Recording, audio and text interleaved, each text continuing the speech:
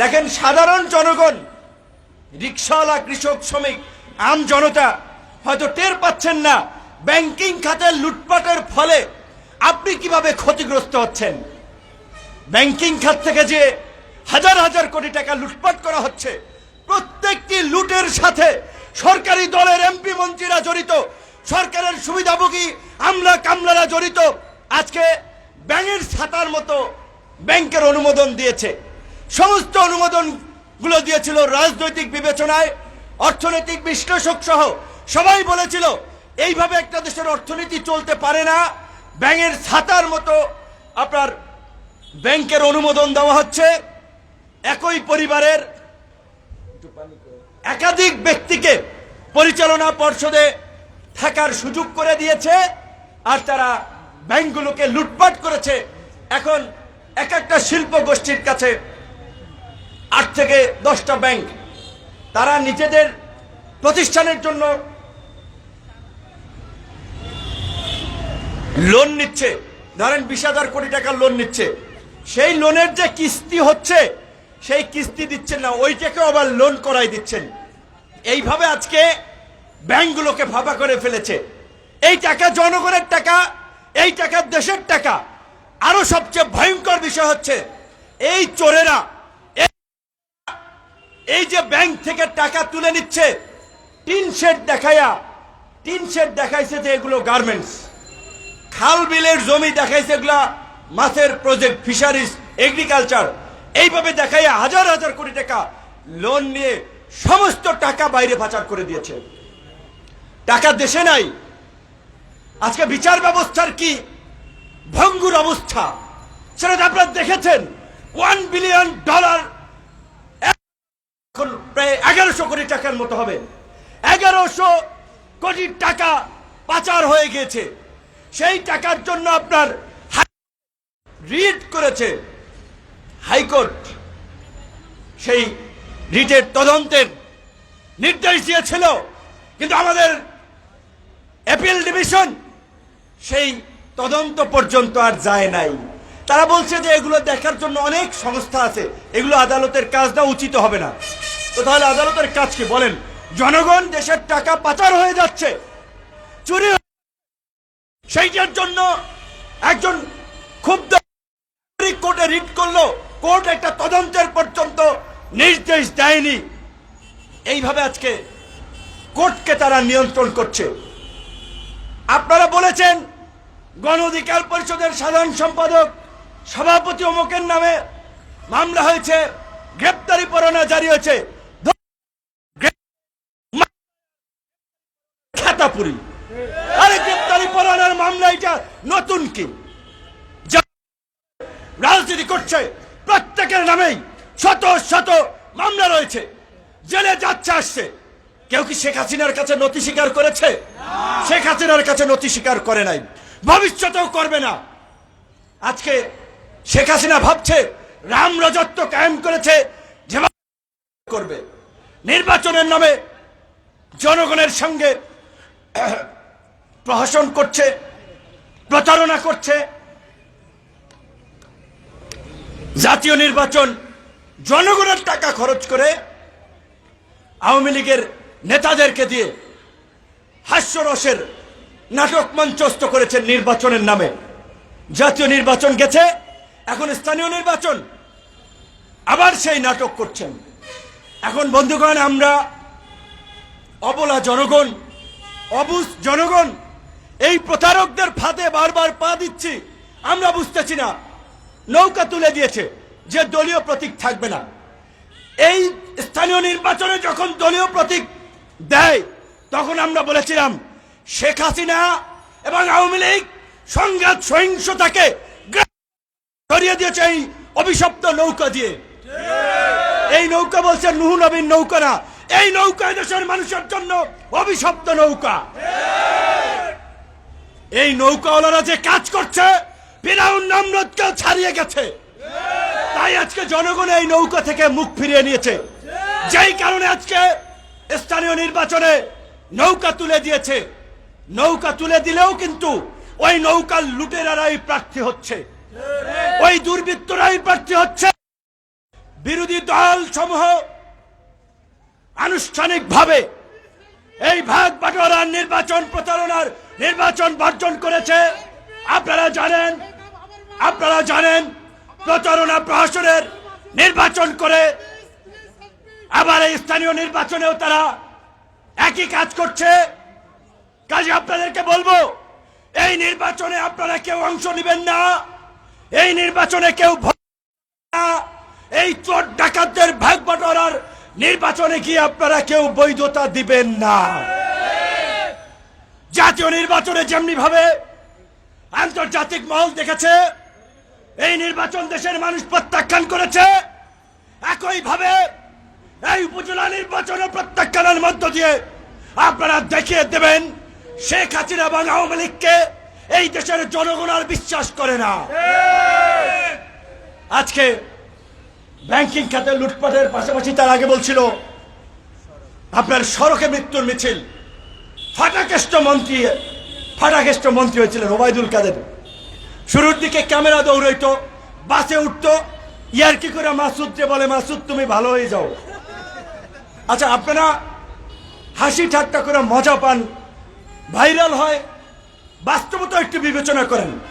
একজন মন্ত্রীর কাজ কি দুর্নীতি অনিয়মের সাথে জড়িত একজনকে বলা যে মাসুদ তুমি ভালো হয়ে যাও, নাকি তার বিরুদ্ধে আইনগত ব্যবস্থা নেওয়া?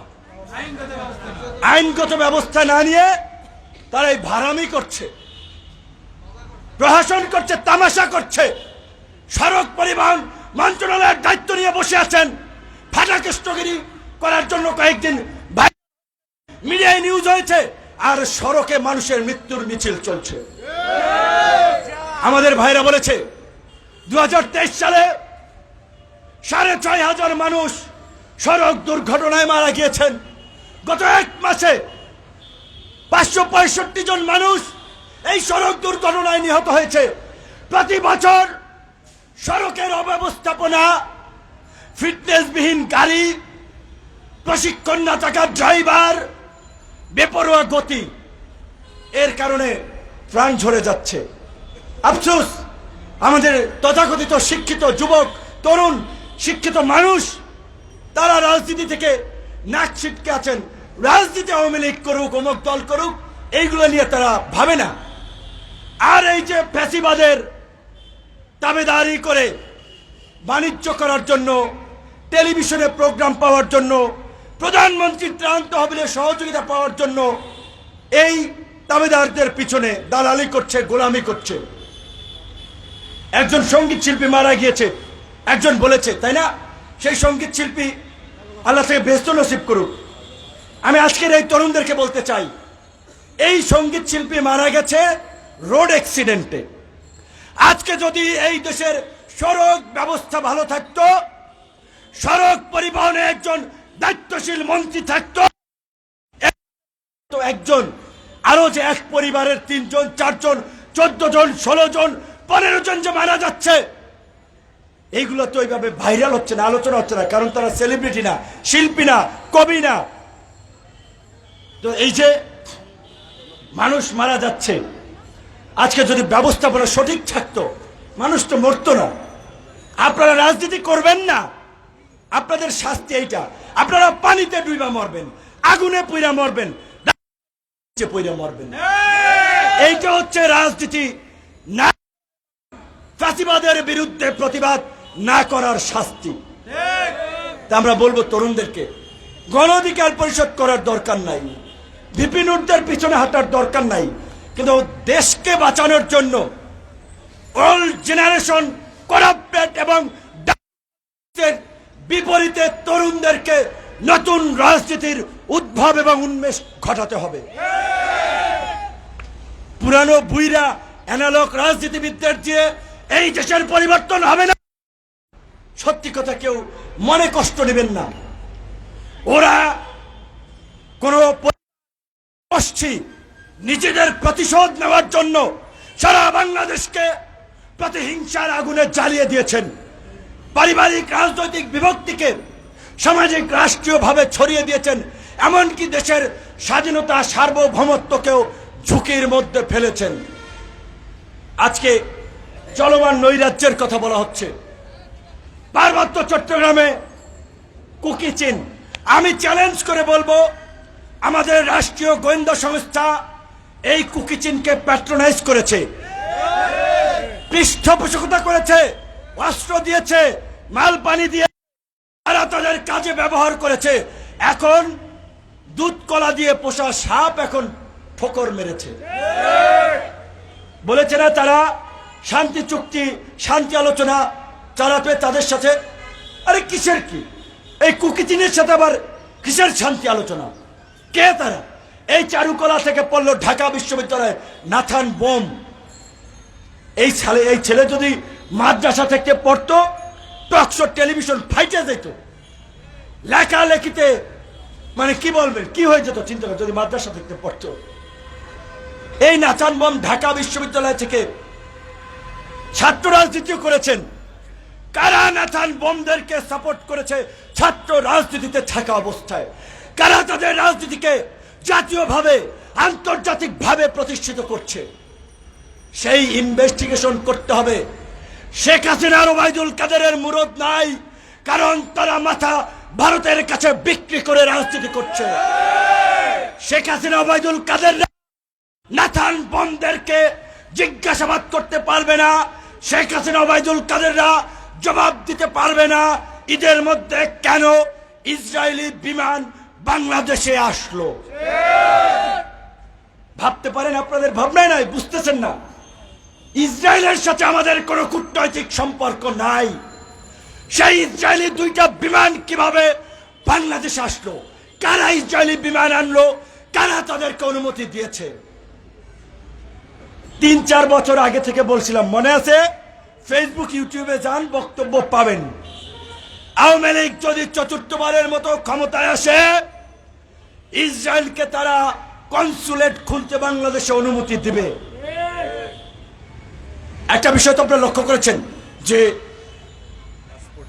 এই যে হামাস এবং ইসরায়েল যুদ্ধের পূর্বে মধ্যপ্রাচ্যের আরব দেশগুলো ইনক্লুডিং সৌদি আরবিয়া, কাতার, বিভিন্ন দেশ, ইউএই এবং কাতার কিন্তু ইসরায়েলের সাথে সম্পর্ক স্থাপন স্বাভাবিক করেছে।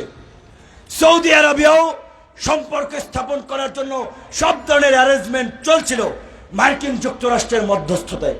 এখন তো সবাই জানেন পশ্চিম এবং মার্কিন যুক্তরাষ্ট্রের মধ্যপ্রাচ্যের রাজনীতির দাবার গুটি হচ্ছে ইসরায়েল।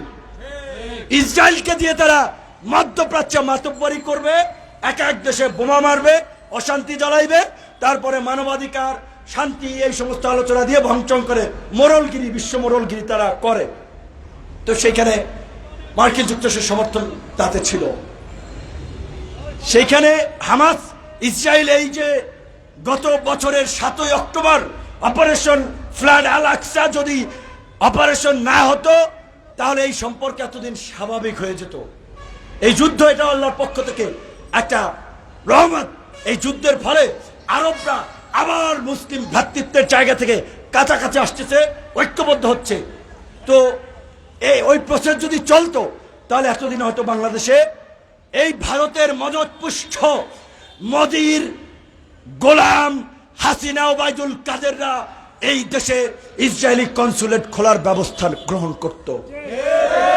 পাসপোর্টে, আমাদের পাসপোর্টে লেখা ছিল এই পাসপোর্ট ইসরায়েল ব্যতীত পৃথিবীর সব দেশে ভ্যালিড, সেইখানে এক্সেপ্ট ইসরায়েল তারা তুলে দিয়েছিল। তো ওই ইসরায়েলি প্লেন এসেছে, সরকারের সাথে যে চুক্তি ছিল 2000 সম্ভবত 11-17 সালে ভারতের সাথে আরো অনেক চুক্তি হয়েছে। বঙ্গোপসাগর কেন্দ্রিক উপকূলীয় অঞ্চলে ভারত নজরদারি করবে। বাংলাদেশে তো কিচ্ছু নেই, কাপড়টা খুললে করে ফাঁকা। রাডার, সীমান্ত, আকাশ প্রতিরক্ষা, আমাদের আকাশ দিয়ে যে প্লেন চলে, ওই প্লেন টাকা পাওয়া যায়, আমাদের ওই যন্ত্রপাতি নাই।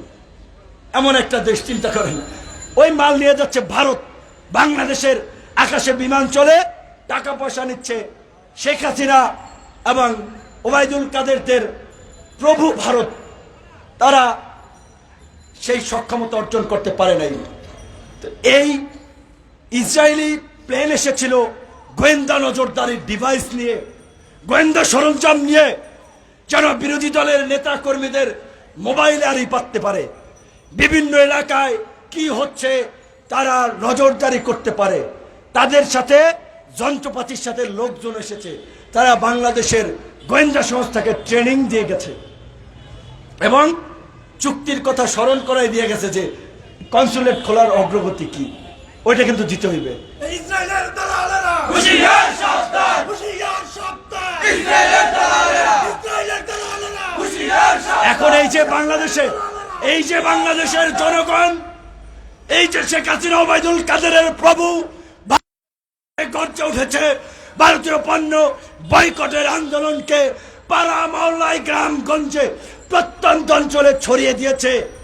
সরকারের মাথা নষ্ট হয়ে গেছে যে এই ভারত খেদাও আন্দোলন হতে পারে ভারতের মদত পুষ্ট হাসিনা কাদেরদের খেদাও আন্দোলন। তাই আজকে মাথা নষ্ট। তাই আজকে আমরা যারা ভারত বিরোধী আন্দোলন করছি, ভারতের বিরুদ্ধে সোচ্চার, তাদের বিরুদ্ধে মামলা গ্রেপ্তারি পরোয়ানা দিয়ে ভয়ভীতি দেখাচ্ছে। ওরা বলছে ওই মামলা চামলা ওগুলা দূর খেতাপুরি, মামলার গ্রেপ্তারি পরোয়ানা ওগুলা কেয়ার করি না। কিন্তু আপনাদেরকে একটা কথা বলবো, আন্দোলন চালিয়ে যেতে হবে। এই ভারত খেদাও আন্দোলনই হবে হাসিনা খেদাও আন্দোলন। এই ভারত খেদাও আন্দোলনকেই ভারতীয় মদত পুষ্ট আওয়ামী লীগকে খেদানোর আন্দোলনে রূপান্তর করে ফ্যাসিবাদের পতন ঘটাতে হবে। একটা চিন্তা করেন, 28 অক্টোবর যদি ঘোষণা হইতো, বন্ধুগণ আমরা বারবার শান্তিপূর্ণভাবে আন্দোলন করে আসছি, আমাদের দাবি দাওয়া জানিয়ে আসছি, এই ভারতীয় মদত পুষ্ট আওয়ামী ফ্যাসিবাদীরা আমাদেরকে বারবার সহিংসতার সৃষ্টি করেছে, আমাদের উপরে হামলা করেছে, আইন শৃঙ্খলা বাহিনীকে লেলিয়ে দিয়েছে, আপনারা প্রতিরোধ গড়ে তুলুন। চিত্রটা কি হতো? এইদিকে মন্ত্রীপাড়া প্রধান বিচারপতির বাসভবনে হামলা হয়েছে। পাবলিক যদি অঘটন ঘটাইতো পরিস্থিতি ভিন্ন রকম হইতো। এটা তো ঘটাইছে ডিবি, প্রধান বিচারপতির বাসভবনে হামলা করেছিল ডিবি। কিন্তু পাবলিক যদি এইখান থেকে মন্ত্রীপাড়ার মসজিদের বউ বাচ্চাদেরকে টাইনা হেসরাইয়া রাস্তায় নামাইতো, সারা বাংলাদেশের চিত্র কি হতো? তো কাজে এই যে কৌশলের অভাব, নেতৃত্বের অভাব, যোগ্য নেতৃত্বের অভাব আন্দোলনে। কাজী আন্দোলনে ওই যে নেতৃত্ব নিন, নেতৃত্ব দিন। কোন দলের আশায় বসে থাকবেন না, কোন জোটের আশায় বসে থাকবেন না। ধারাবাহিকভাবে আন্দোলন সংগ্রাম আমাদের চালিয়ে যেতে হবে। এইখান থেকেই গণ অভ্যুত্থান হবে। সর্বশেষ সরকারের প্রতি একটা আহ্বান রাখতে চাই, যুদ্ধের ময়দানেও আলোচনা চলে। আপনারা যেভাবে দেশে অশান্তি এবং নৈরাজ্য সৃষ্টি করছেন, তাতে দেশকে গৃহযুদ্ধের দিকে ঠেলে দিচ্ছেন। নাগরিকদের অস্ত্র হাতে তুলে নেওয়া ছাড়া কোনো গতি থাকবে না। আজকে বেনজিরদের মতো দুর্বৃত্তদের বিরুদ্ধে প্রকাশ্যে দুর্নীতির, অর্থ পাচার, লুটপাটের তথ্য আসছে, সংবাদে প্রকাশিত হচ্ছে, কিন্তু বেনজিররা গ্রেপ্তার হচ্ছে না। এখন তাহলে জনগণের কি করা উচিত? সরকার যদি বেনজিরের মতো দুর্নীতিবাজদেরকে গ্রেপ্তার না করে, জনগণের উচিত বেনজিরদেরকে তুলে এনে এই পল্টন ময়দানে রশি দিয়ে বেঁধে রাখা। সরকারকে বলতে চাই, অনতিবিলম্বে বেনজিরকে গ্রেপ্তার করুন, অন্যথায় আমরা বেনজিরের মতো কসাই কুলাঙ্গার দুর্নীতিবাজদেরকে আমরা জনগণ টেনে হিসে ওই পল্টন ময়দানে বাইন্ধে রাখবো, যা দেখা আর কেউ দুর্নীতি লুটপাট করার সাহস না দেখায়। ভালো থাকবেন। আসসালামু আলাইকুম।